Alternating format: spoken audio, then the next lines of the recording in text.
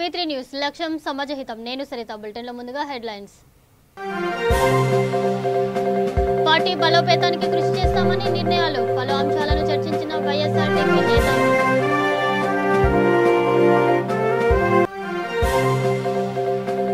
గోమాత దర్శనం ఆనందకరమన్న మంత్రి గంగుల. దేవుని ఆశీస్సులు అందరికీ ఉండాలని ఆకాంక్ష.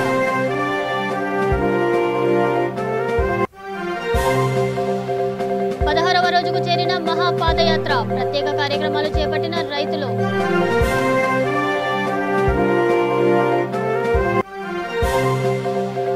రైతుల పక్షాన తెగించి కొట్లాడతామన్న బండి. సమస్యలపై వెళ్తే దాడులా అంటూ ఆగ్రహం.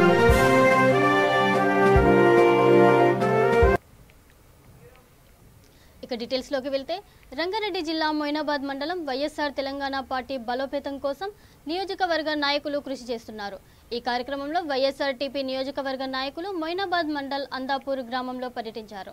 గ్రామంలోని యువతను వైఎస్ఆర్ అభిమానులను కలిసి పార్టీ బలోపేతానికి దోహదపడే పలు అంశాలపై చర్చలు జరిపి కార్యాచరణ రూపొందించారు.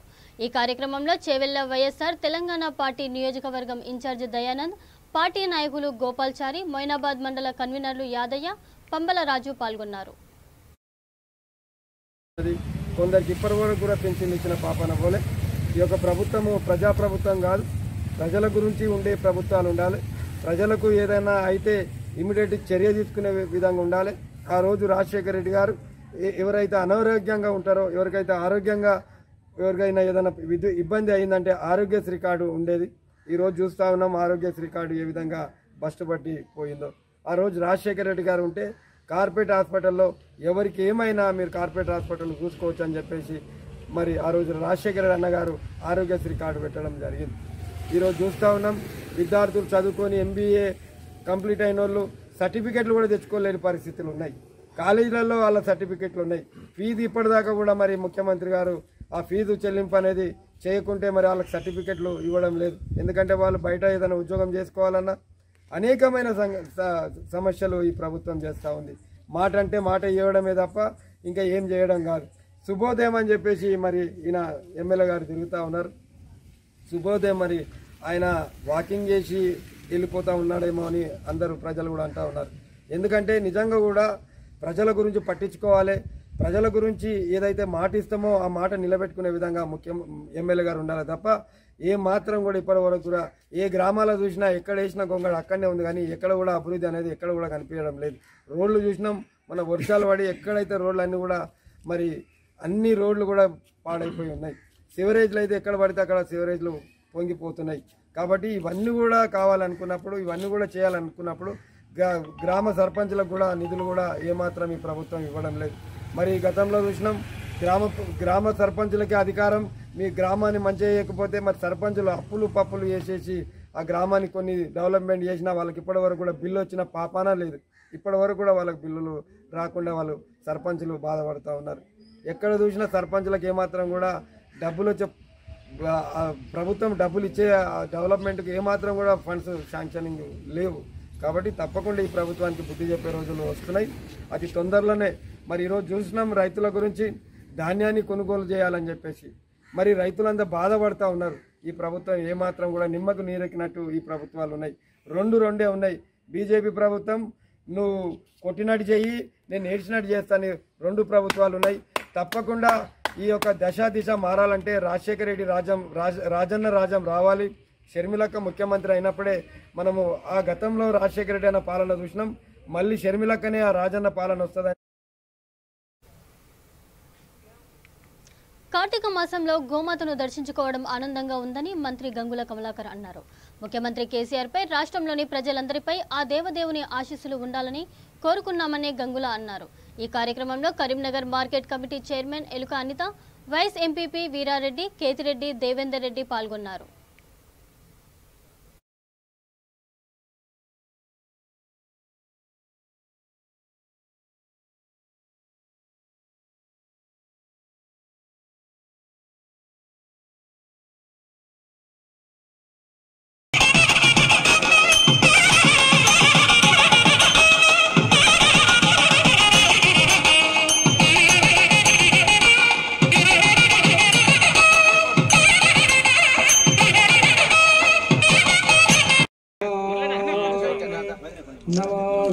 देवताभ्यो विश्वमातरस्य गोमातदेवताभ्यो नमः।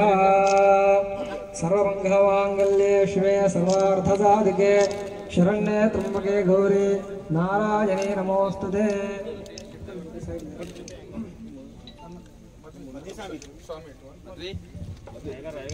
ओम हिरण्यपात्रं पूर्णं दधाति नव्योसानीति एकदा ब्रह्म वरति एकदैव विश्वरूपाः पशोदन्ति सानो मन्त्रे। जय गोमाता, जय गोमाता। या परिणेर्य फला पुष्पाया च पुष्पिनीः बृहस्पति प्रसूता स्वानामञ्च स्तवं हसः सर्वेषां हि संस्थितः अतस्त्वां स्थापयाम्यद्य मदज्ञानोपाङ्कुरो। ॐ दीपस्तुदेवताभ्यो नमः। गन्धपुष्पाक्षतैरभ्यश्च ॐ उद्धीवस्य जातवेद पद्मतु मम पशोभश्चमव्यमावः जीवनं च दिशो दश।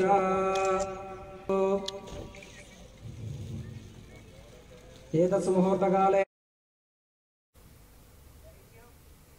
బీజేపీ పార్టీ రాష్ట్ర అధ్యక్షుడు బండి సంజయ్ రైతులను మోసం చేస్తున్నాడని జిల్లా పరిషత్ చైర్మన్ బండా నరేందర్ రెడ్డి అన్నారు. అర్థం పర్థం లేని పర్యటనలు చేస్తూ రైతుల్ని గందరగోళంలోకి పడేస్తున్నాడని, ఇది సరైన పద్ధతి కాదని ఆయన మండిపడ్డారు. కేంద్ర ప్రభుత్వం యాసంగి పంటను కొంటుందా లేదా అన్న విషయం స్పష్టం చేయాలని, తర్వాత రైతుల వద్దకు రావాలని నరేందర్ డిమాండ్ చేశారు.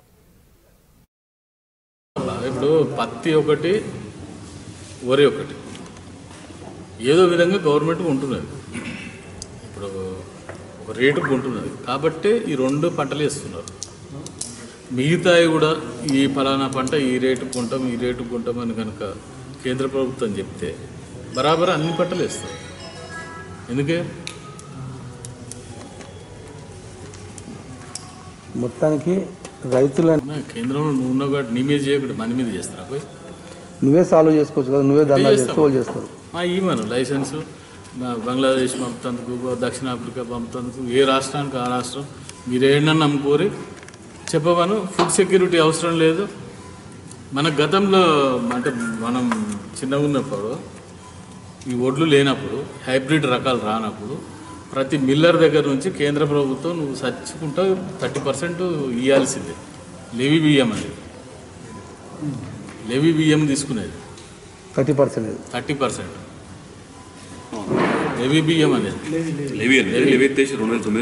2009లో ఎత్తేసారు. సరే మనకు అప్పుడు మన వాళ్ళందరికీ దీని మీద అవగాహన ఉన్నారు.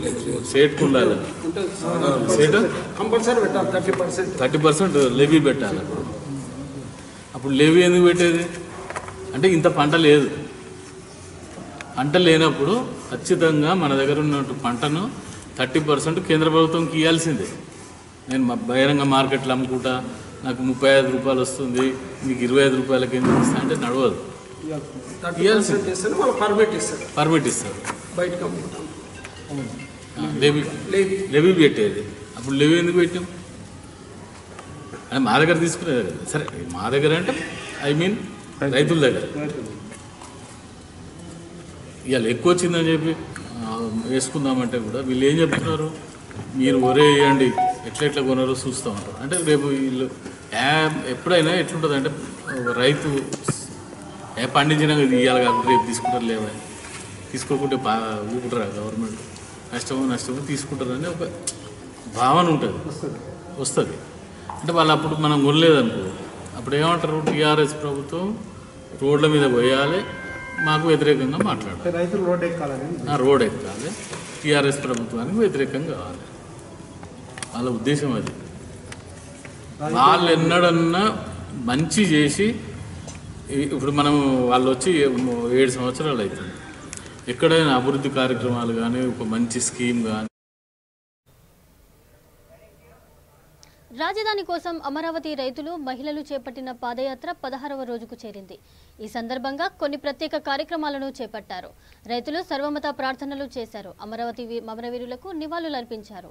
అమరావతి లక్ష్య సాధన ప్రతిజ్ఞ, దళిత మైనారిటీల అమరావతి సంకల్పం, మహిళల ప్రత్యేక మాలధారణ, అమరావతి ఉద్యమ గీతాల ఆలాపన, ఉద్యమ కాలాల్లో ముఖ్యమైన ఘట్టాలను గుర్తు చేశారు. పాదయాత్రలో కళ్లకు గంతలు కట్టుకొని నిరసన తెలిపారు. అమరావతి వెలుగు పేరుతో కార్యక్రమం నిర్వహించారు.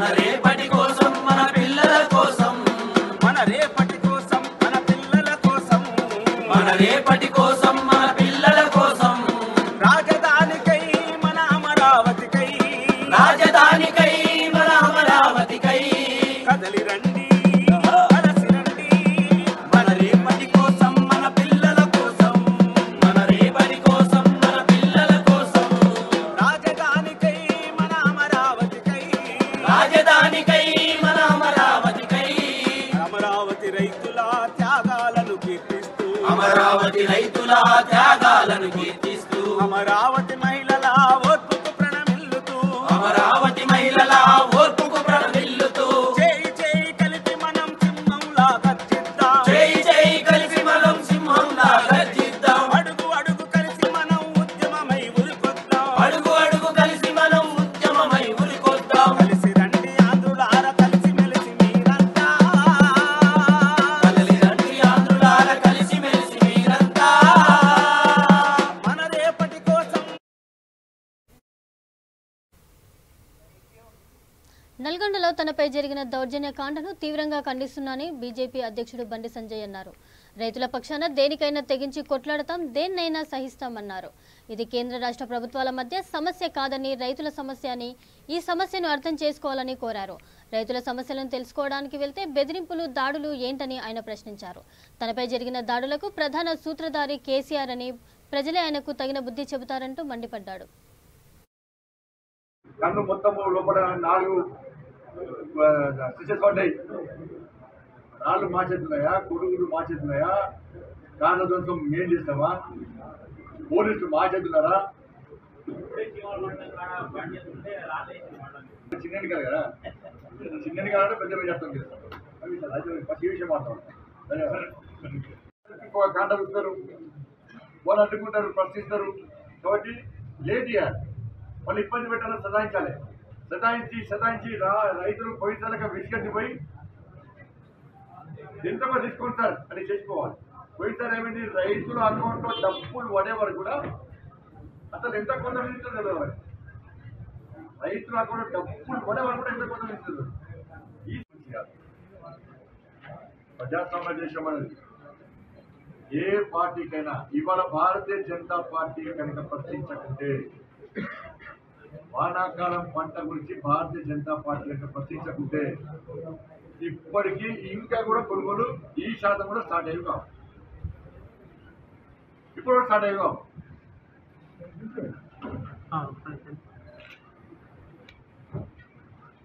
స్వీకరించే ప్రయత్నం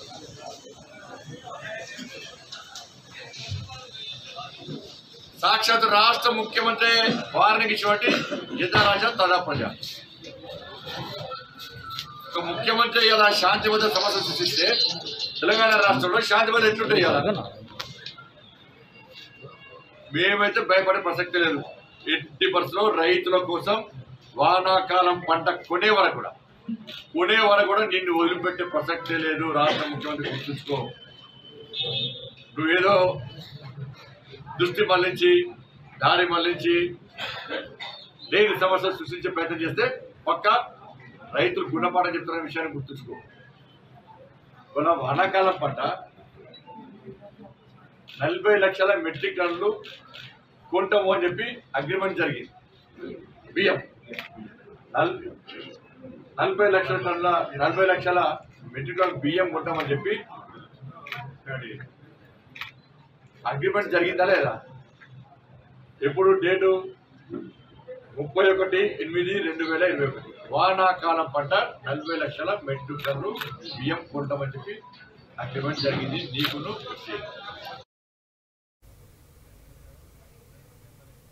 ఏలూరు పశ్చిమ గోదావరి జిల్లా దెందులూరు 1 ఎంపీటీసీ ఎన్నికల పోలింగ్ ప్రశాంతంగా జరిగింది. ఉదయం 7 గంటలకు పోలింగ్ ప్రారంభమైనప్పటి నుండి ఓటు వేసేందుకు ఓటర్లు భారీ ఎత్తున తరలివచ్చారు. ఎటువంటి ఘర్షణలు జరగకుండా దెందులూరు ఎస్ఐ ఇజ్జపు వీర్రాజు ముందస్తు చర్యలు తీసుకున్నారు. వైఎస్ఆర్ కాంగ్రెస్ పార్టీ అభ్యర్థిగా తాళ్ళూరి నాగరాజు, తెలుగుదేశం పార్టీ అభ్యర్థిగా ఇప్పలి వెంకటేశ్వరరావు పోటీలో ఉన్నారు. ఓటర్లు ఓటు వేసేందుకు ఎటువంటి ఇబ్బందులు కలగకుండా ఎన్నికల అధికారులు అన్ని ఏర్పాట్లు చేశారు.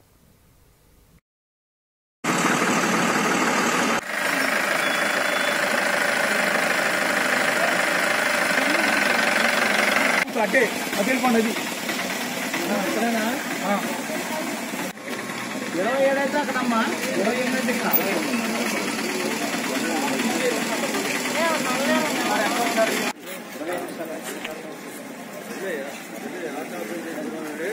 అఖిల్లో వీల్ చైర్ ఏది చేరుతుంది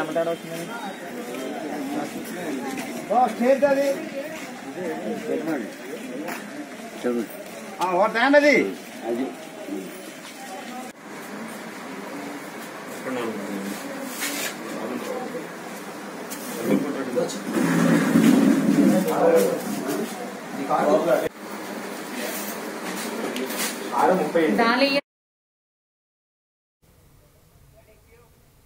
బీజేపీ ఎమ్మెల్యే ఈటెల రాజేందర్ భూ వ్యవహారంలో అధికారులు విచారణ వేగవంతం చేశారు.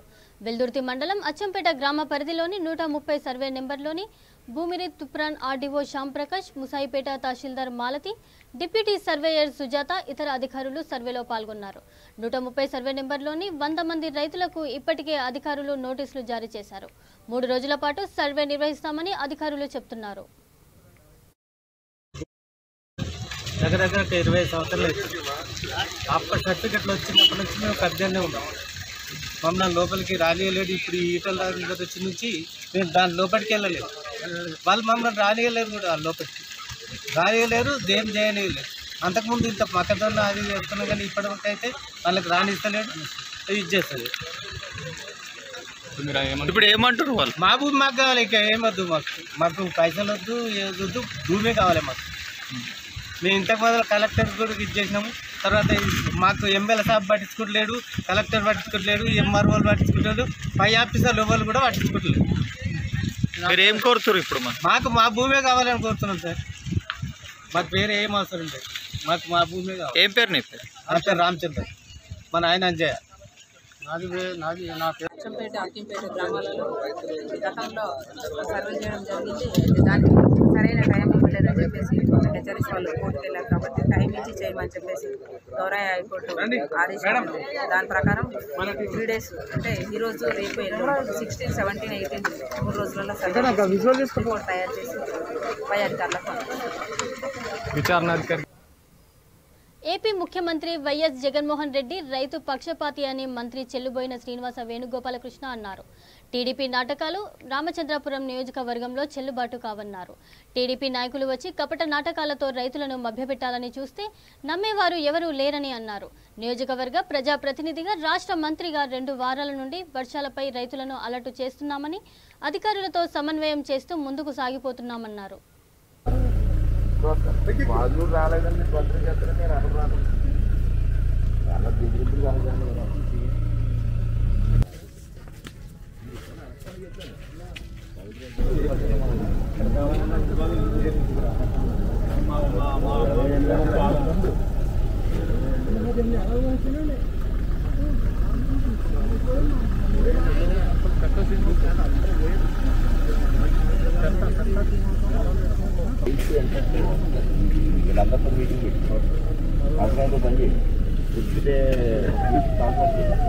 తుఫాను ప్రభావం చేత భారీ వర్షాలకి నష్టపోయినటువంటి రైతుల యొక్క నష్టాన్ని అంచనా వేయడానికి ప్రభుత్వం ఇచ్చినటువంటి ఆదేశాలు యుద్ధ ప్రాతిపదిక మీద నిర్వహించాలని ఈరోజు గ్రామస్థాయిలో ఉన్నటువంటి సెక్రటేరియట్ సిబ్బంది ఎవరైతే అగ్రికల్చర్ అసిస్టెంట్స్గా ఉన్నారో వారందరితోటి ప్రత్యేకమైనటువంటి సూచనలు చేయడం కోసం పిలవడం జరిగింది. ప్రధానంగా నియోజకవర్గ రైతాంగానికి నేను చేసే విజ్ఞప్తి, అలాగే సాగుదారులు, కౌలు రైతులు ఎవరైతే వారికి కూడా చేసేటువంటి విజ్ఞప్తి ఏమిటంటే, రైతు, సాగుదారు అంటే కౌలు రైతు ఒక సమన్వయంతో ఉండాల్సినటువంటి అవసరం. దురదృష్టం ఏంటంటే మన నియోజకవర్గంలో ప్రతిపక్షాలు ఉనికిని కోల్పోయి ఉనికి చాటుకోవడం కోసం రైతుల పట్ల ఒక కపట ప్రేమని కనపరుస్తున్నారు. రైతుల్లో ఒక ఆందోళనని పెంచేటువంటి విధానం ఇక్కడ కనపడుతూ ఉంది. కానీ ఈ ప్రభుత్వం రైతు ప్రభుత్వం. ఈ ప్రభుత్వానికి ఉన్నటువంటి లక్ష్యం ఒకటే, సాగు రైతు ఎవరైతే కౌలు రైతు ఉన్నాడో అతన్ని ఆదుకోవడం, రైతుని కూడా ఆదుకోవాలనేటువంటి లక్ష్యంతో. ఈ సందర్భంలో వీరందరికీ నేను ఒకే వినతి చేసింది ఏంటంటే, ఇక్కడ ఉన్నటువంటి అధికారులందరికీ సూచించాం, ఈ 2-3 రోజుల్లోనే ఎవరైతే వాస్తవ సాగుదారు ఉన్నాడో అతని యొక్క డీటెయిల్స్ని, రైతులు ఎక్కడెక్కడ నష్టపోయారో, పంట నష్టం ఎంత జరిగిందో దాని డీటెయిల్స్ని కూడా పూర్తి స్థాయి ఎన్యూమరేట్ చేయమని ఆదేశాలు ఇవ్వడం జరిగింది. కృష్ణా జిల్లా నూజివీడు మండలం దేవరగుంట గ్రామంలో ఎంపీటీసీ ఎన్నికల పోలింగ్ ప్రశాంతంగా జరుగుతోందని ఎన్నికల అధికారులు తెలిపారు. దేవరగుంట, జంగంగూడెం గ్రామాలలో ఎంపీ యూపీ స్కూల్లో ఓటు హక్కు వినియోగించుకునేందుకు ఓటర్లు భారీగా క్యూ కట్టారని చెప్పారు. 2 గ్రామాల్లో తగిన పోలీస్ బందోబస్తు ఏర్పాటు చేశామని అధికారులు తెలిపారు.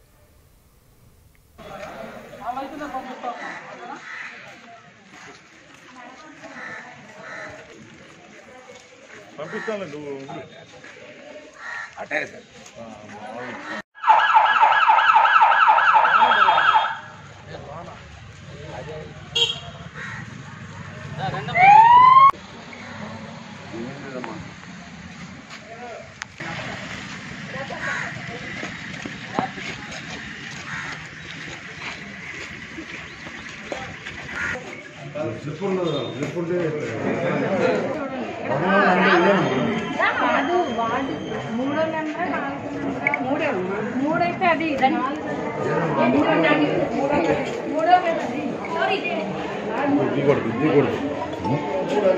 నడుచుకుంటే తీయకూడదు మనం.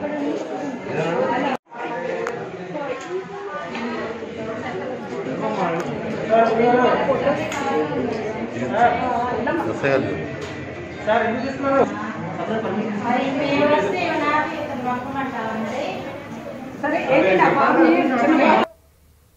పశ్చిమ గోదావరి జిల్లా పెనుగొండ మండలం 15 గ్రామాలలో 63 పోలింగ్ కేంద్రాల్లో ఉదయం 7 గంటల నుండి పోలింగ్ ప్రారంభమైంది. పెనుగొండ జెడ్పీటీసీ ఎన్నికకు సంబంధించి మొత్తం 56,592 మంది ఓటర్లు తమ ఓటు హక్కు వినియోగించుకుంటున్నారని అధికారులు తెలిపారు.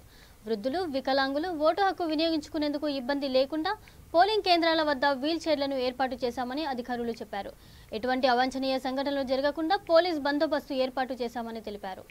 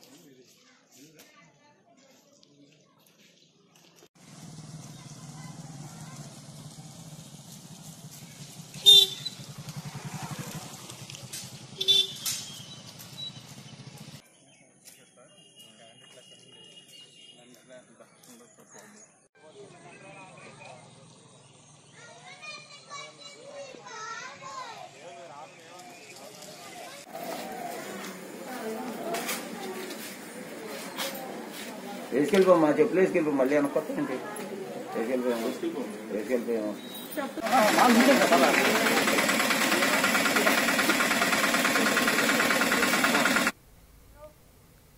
విజయవాడ విజయవాడ కలెక్టర్ క్యాంపు కార్యాలయం వద్ద స్వల్ప ఉద్రిక్తత చోటు చేసుకుంది. విద్యార్థి సంఘాల నాయకులపై పోలీసులు చేసుకున్నారు. పోలీసులు వ్యవహరించిన తీరుపై విద్యార్థి సంఘాల నాయకులు ఆగ్రహం వ్యక్తం చేశారు. నిరసన తెలపడానికి వచ్చిన విద్యార్థి సంఘాల వారిని పోలీసులు అరెస్టు చేశారు. ప్రభుత్వం జారీ చేసిన జీవోలు 42, 50, 51, 35లను తక్షణమే రద్దు చేయాలని డిమాండ్ చేశారు. ఈ నిరసనలో ఏఐఎస్ఎఫ్, టీఎన్ఎస్ఎఫ్, పీడీఎస్యు, ఎస్ఎఫ్ఐ విద్యార్థి సంఘాలు పాల్గొన్నాయి.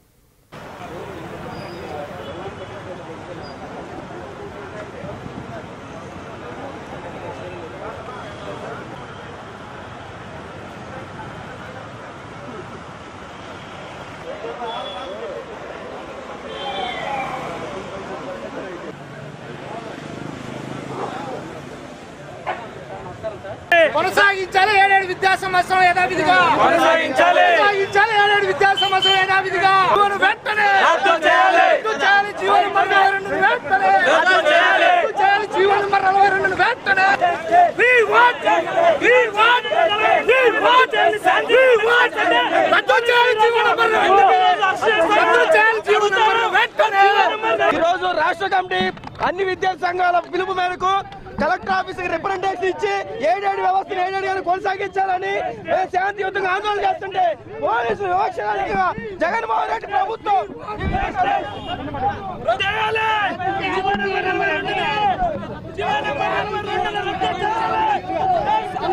ప్రభుత్వం 7 విద్యా సంస్థల పట్ల చాలా అమానుషంగా వ్యవహరిస్తా ఉంది. దీన్ని మేము తీవ్రంగా ఖండిస్తా ఉన్నాం. ఎందుకంటే 7 ఆస్తుల ఆక్రమణ కోసం జగన్ తీవ్రంగా ప్రయత్నిస్తా ఉన్నాడు. ఇది సరైనది కాదు. విద్యార్థుల జీవితాలతో ప్రభుత్వంగా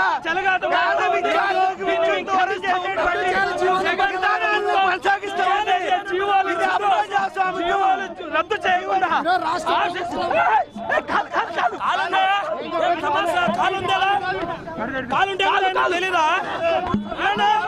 జీవో నంబర్ 35ని జీవో నంబర్ 52ని రద్దు చేయాలని రాష్ట్ర ప్రభుత్వాన్ని కోరుతున్నాం. 2 లక్షల మంది విద్యార్థులు ఈ రోజు 7 విద్యా సంస్థల్లో చదువుతున్నారు. అలాంటి విద్యార్థుల్ని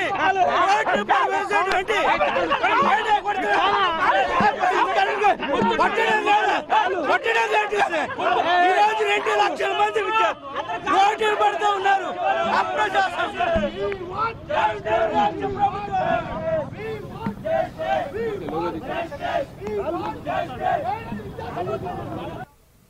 ఇక బులెటిన్ ముగించే ముందు మరొకసారి హెడ్లైన్స్. పార్టీ బలోపేతానికి కృషి చేస్తామని నిర్ణయాలు. పలు అంశాలను చర్చించిన వైఎస్ఆర్టీపీ నేతలు.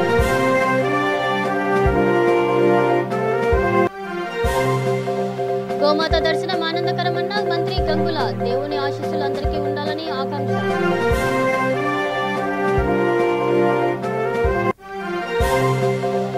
16వ రోజుకు చేరిన మహాపాదయాత్ర. ప్రత్యేక కార్యక్రమాలు చేపట్టిన రైతులు.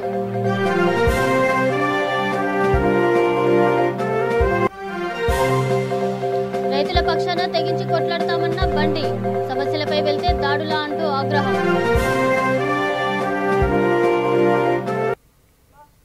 ఇవి ఇప్పటివరకున్న అప్డేట్స్. మరిన్ని అప్డేట్స్ కోసం చూస్తూనే ఉండండి V3 న్యూస్. లక్ష్యం సమాజహితం.